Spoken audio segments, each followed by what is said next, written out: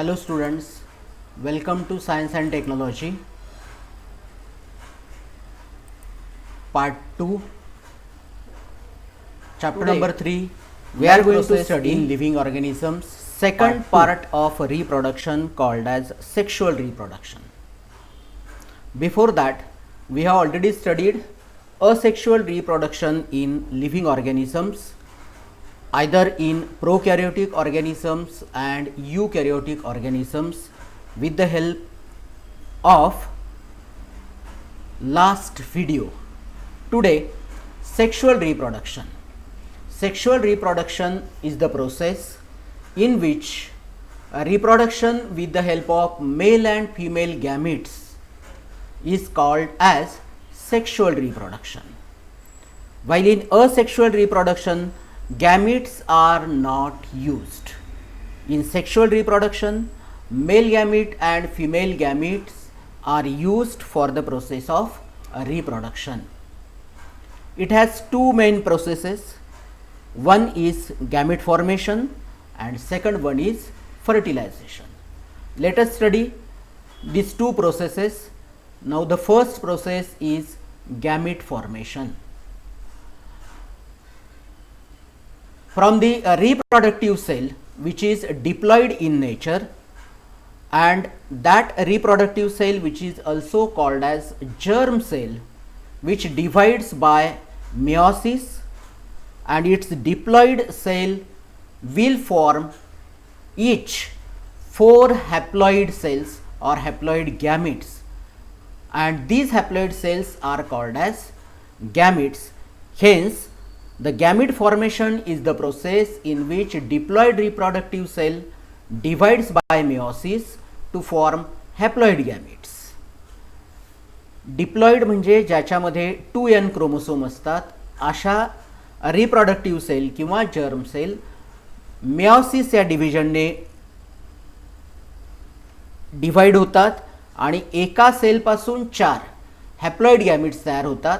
मग आता germ cells जर अनेक वापरल्या गेल्या असतील तर अनेक हॅप्लॉइड गॅमेट्स, अनेक जर्म सेल्सपासून वेगवेगळे गॅमेट्स फॉर्म होतील. This process is known as gamete formation. Now second process is fertilization. Fertilization is the process in which union of haploid male gamete and the female gamete takes place to form diploid zygote. When male and female gametes unites together to form a diploid cell, that diploid cell is known as zygote. This process is known as fertilization. When the zygote is formed, that zygote divides many times by the division mitosis and forms an embryo. ज्याला आपण गर्भ असं म्हणतो, तो गर्भ तयार होतो zygote पासून, एम्ब्रियो तयार होतो झायगोट पासून. परंतु केव्हा, जेव्हा झायगोट ही एकच सेल असते, डिप्लॉइड सेल 2 गॅमेट पासून तयार झालेली, ती डिवाइड होते, रीडिवाइड होते, अनेक टाइम्स डिवाइड होते आणि त्याच्यापासून एक ग्रुप ऑफ टिश्यू फॉर्म होतो, that is known as embryo. Now this embryo later on develops into new individual आणि मग त्याचंच पुन्हा रूपांतर होतं नवीन इंडिव्हिज्युअलमध्ये, नवीन सजीव त्याच्यापासून तयार होतो. Male parent during this process produces male gamete which is also known as sperm. Fertilisation होताना किंवा सेक्शुअल रिप्रोडक्शन होताना मेल पॅरेंट जो आहे तो मेल गॅमेट फॉर्म करतो, while female parent produces female gamete which is also known as ovum. Now the fusion of male and female gametes takes place to form a diploid cell called as zygote. दोन्ही gamete एकत्र येतात, fertilisation ज्याला म्हणतो आपण, आणि त्या प्रोसेसमध्ये zygote form होतो. Zygote has recombined genes of both the parents.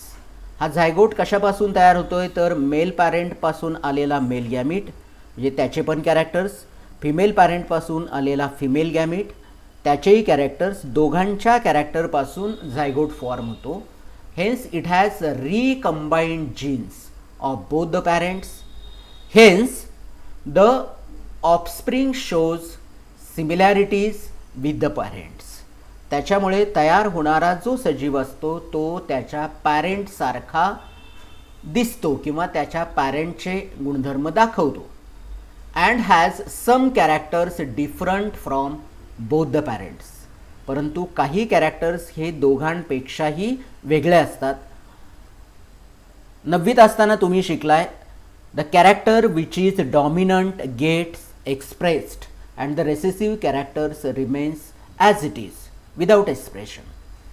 आणि मग डॉमिनंट कॅरेक्टर एक्सप्रेस झालेले असतील त्याच्यामुळे ज्या पॅरेंटचे कॅरेक्टर्स डॉमिनंट असतील ते एक्सप्रेस होतील आणि काही नवीन कॅरेक्टरसुद्धा एक्सप्रेस केले जातील. Diversity in living organism occurs due to genetic variation. पण सगळेच कॅरेक्टर हे काय पॅरेंटसारखे नसतात. नवीन तयार होणाऱ्या इंडिव्हिज्युअलमध्ये ऑफस्प्रिंगमध्ये काही नव्याने कॅरेक्टर्स पाहायला मिळतात. And these characters are due to genetic variation. In the meiosis process, there is a crossing over which leads to the formation of new characters, and meiosis is the base of formation of gametes. Genetic variation helps the organisms to adjust with the changing environment. Genetic variation आल्यामुळे त्या ऑर्गॅनिझमला change झालेल्या एन्व्हायरमेंटमध्ये adjust करायला सोपं जातं. It helps the environment to adjust with the changing environment and also to maintain their existence. आणि त्यांचं अस्तित्व टिकवण्यासाठी मेंटेन करण्यासाठी त्याचा फायदा होतो. Due to this plants and animals can save themselves and do not become extinct. त्याच्यामुळेच नवीन तयार झालेले प्राणी वनस्पती हे स्वतःचं अस्तित्व टिकवू शकतात आणि ते एक्स्टिंक्ट होत नाहीत म्हणजे नामशेष होत नाहीत. Now the questions which can be asked to you. Define sexual reproduction in living organism. Here definition may be asked for 1 mark or define sexual reproduction in living organism in brief 2 मार्कांसाठी. It includes 2 different processes. So the question may be asked which processes occurs in sexual reproduction. You have already studied that gamete formation and fertilization are the 2 main processes which occurs in sexual reproduction. So with the help of this video you can understand that what is a sexual reproduction and how it occurs. Thank you.